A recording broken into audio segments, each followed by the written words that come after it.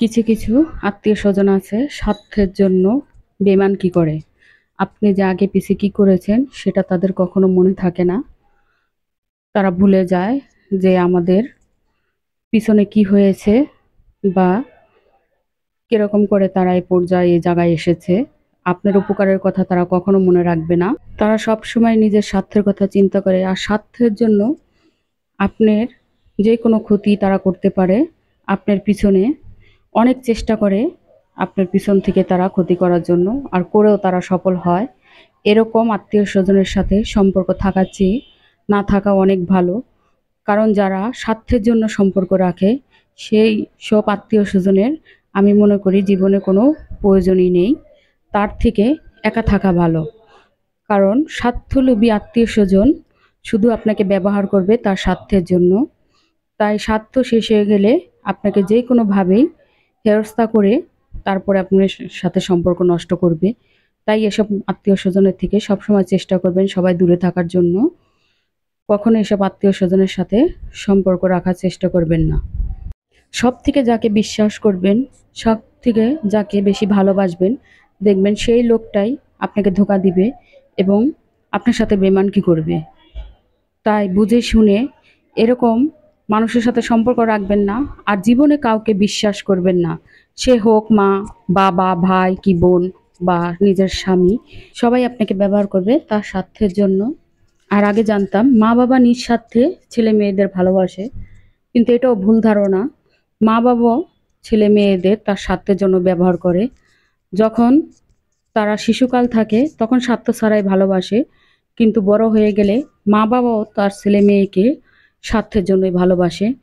আর এক এক সন্তানকে এক এক চোখে দেখে, এটাই মা বাবাদের নিয়ম। সকল মা বাবাই আমি দেখেছি আমার জানা মতে এরকমই। তাই এরকম মা বাবা যারা সন্তানকে দুই চোখ করে, আমি মনে করি তাদের একের অধিক সন্তান জন্ম দেওয়া উচিত নয়। তাদের একটি সন্তান নেওয়াই উচিত, যাতে তারা সন্তানের মধ্যে কোনো ভেদাভেদ পার্থক্য না করতে পারে। তাই আমি বলবো নিজেকেই নিজের গুরুত্ব দেওয়া শিখুন। অন্যের প্রতি নিজের কোনো আশা রাখবেন না, তার প্রতি কোনো বেশি অতিরিক্ত আশা বা কিছুই ভালো না। তাই নিজের কাছে নিজের আশা, নিজের স্বপ্ন, নিজের সব কিছুই, নিজের থেকে বেশি নিজেকে কেউ ভালোবাসতে পারে না। এখন দুনিয়ার মাঝে সব লোকই নিজের স্বার্থের জন্যই সবাইকে ব্যবহার করে।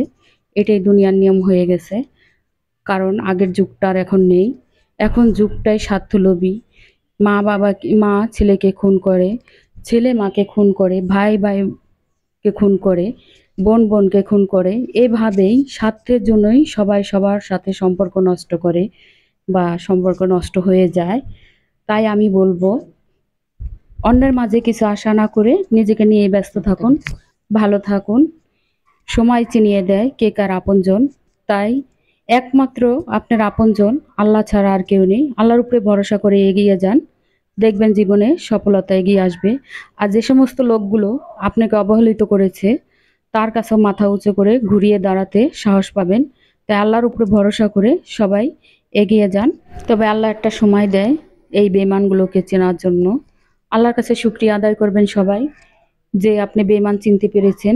চিহ্নিত করে সারা জীবনের জন্য এদের মনে রাখতে পারবেন। মনে রাখার মতনই তারা কাজ করে যায়। তাই এরকম স্বার্থপর মানুষের থেকে দূরে থেকে নিজেকে গুটিয়ে রাখুন আর ভালো থাকুন।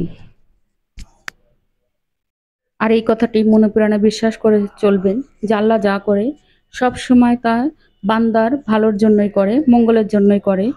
তাই সে আপনাকে এরকম কঠিন কঠিন পরিস্থিতির সম্মুখে ফেলে আপনাকে পরীক্ষা করে যে আপনি কতটুকু সহ্য করে বা মানিয়ে নিতে পারবেন। আর এই বহুরূপী লোকদের কথাই মানুষ বিশ্বাস করে। আপনি যতই সত্যবাদী নেতিবাচক হন না কেন, আপনার কথা কেউ বিশ্বাস করবে না। কারণ দুনিয়াটাই এরকম। কারণ তারা এরকম ভাবে কথা বলবে, তাদের কথা মানুষকে বিশ্বাস করতেই হবে। কারণ আল্লাহ তো শয়তানের জোর সবসময় দুনিয়ার ভিতরে বেশি দিয়ে রেখেছে। তাই শয়তানের জোর সবসময় বেশি থাকে। ভালো মানুষ অপদস্থ হয়েই থাকে। এটাই নিয়ম। আর এটাই বাস্তবতা। এটা নিয়েই আমাদের সারাটা জীবন চলতে হয়, এগিয়ে যেতে হয়।